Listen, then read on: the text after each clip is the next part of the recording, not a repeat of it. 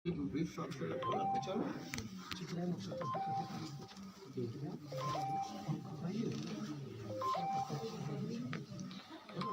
भाई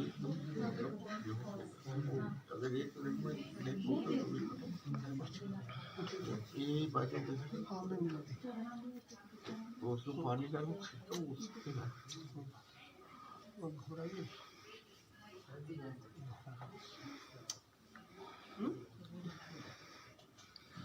मन नहीं छोटा, माँ का ध्यान करिए, भगवान का ध्यान करिए, मन नहीं छोटा करना। हाँ,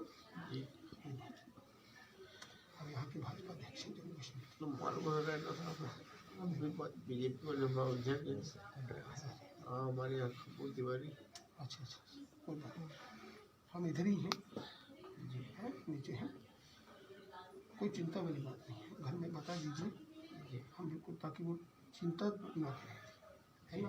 भैया जी भी आपको ठीक है, हम डॉक्टर से पूछे जी। Okay sir.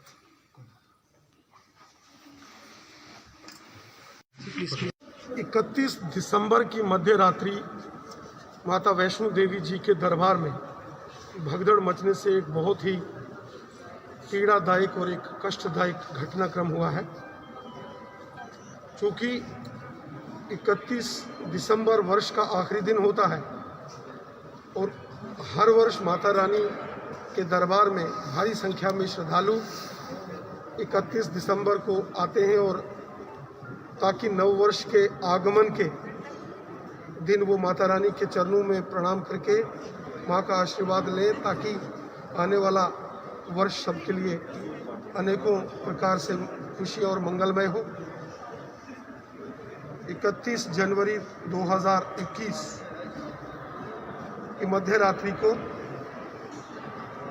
माँ वैष्णो देवी जी के दरबार में जो भगदड़ हुई, वहाँ कुछ श्रद्धालुओं में कहासुनी हुई और उसके बाद वहाँ ये अप्रिय और दुखद घटना हुई, इसमें 12 के करीब लोगों की जानें चली गई और दर्जन भर से लोग ज़्यादा घायल हैं। घायलों का उपचार यहाँ माता वैष्णो देवी नारायणा हॉस्पिटल में चल रहा है। स्वयं माननीय प्रधानमंत्री नरेंद्र मोदी साहब इस राहत और बचाव कार्य को मॉनिटर कर रहे हैं। सुबह स्वयं माननीय प्रधानमंत्री जी ने हमसे भी बात की और यह दिशा निर्देश दिए कि हम सबको, भारतीय जनता पार्टी के कार्यकर्ताओं को भी राहत तथा बचाव कार्य में प्रशासन का, पुलिस का और हॉस्पिटल एडमिनिस्ट्रेशन का सहयोग करना है।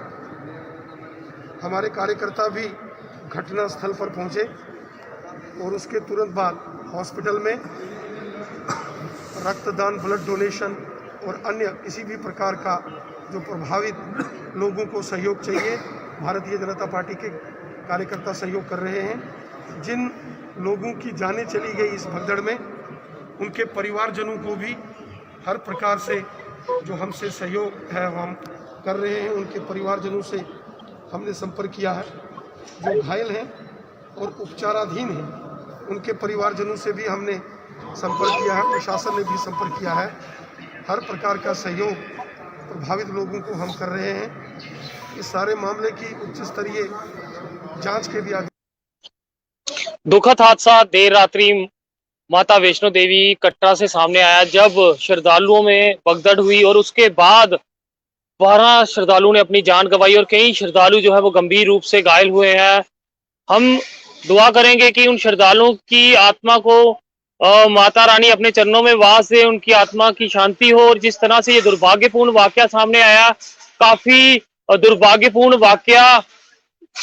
दुर्भाग्यपूर्ण वाकया इस समय सामने आया कटरा से। और वहीं जिस तरह से ये बात सामने आई है, वहीं अब देखने वाली ये बात होगी कि आखिरकार इस तरह की बात सामने क्यों आई। हर साल श्रद्धालु जो है वो माता रानी के दर्शनों के लिए पहुंचते हैं। फिर अगर श्राइन बोर्ड की बात करें तो उनके इंतजामात जो थे वो उस तरह के क्यों नहीं थे। हालांकि प्रशासन द्वारा 10 लाख रुपया का मुआवजा जिन्होंने अपनी जान गंवाई है और 2 लाख का मुआवजा जो लोग इसमें गंभीर रूप से घायल हुए हैं मगर दुर्भाग्यपूर्ण वाकया साल की शुरुआत में सामने आया है। ऐसा नहीं होना चाहिए था। अगर प्रशासन द्वारा पूरे इंतजामात किए गए होते कि आखिरकार इतनी भीड़ जो है वहां तक किस तरह से पहुंची, क्यों कोरोना काल में इतनी बड़ी बड़ी बातें की जाती हैं और उसके बावजूद इतने लोग वहां पे इकट्ठे हुए और वहां पे प्रशासन की टीम ना मौजूद होना और एकाएक भगदड़ होनी। जांच इसमें आदेश तो दे चुके हैं, मगर हम अपील करेंगे कि ज्यादा से ज्यादा जल्द से जल्द इसकी जांच हो। आखिरकार ये मामला सामने आया तो क्यों आया और क्या कुछ कारण रहे। वही मैं अपील करूंगा आम जनता से भी कि अपनी मानसिकता को भी सुधारे। कुछ लोग जो ऐसे दुर्भाग्यपूर्ण वाक्य के बाद हादसे वाले कमेंट्स दे रहे हैं और इस तरह के भद्र कमेंट्स करके कहीं ना कहीं इंसानियत को शर्मसार करते हैं, तो उनको भी शर्म करनी चाहिए कि आखिरकार इंसानी जीव थे वो जिनकी जाने गई हैं। हम शत नमन करते हैं और अपील करते हैं माता रानी से कि उनकी आत्मा को अपने चरणों में वास दे। फिलहाल देखते रहे जेके चैनल। मुझे महेंद्रजीत सिंह और मेरे कैमरा पर्सन सुरजीत कुमार को दीजिए इजाजत। नमस्कार।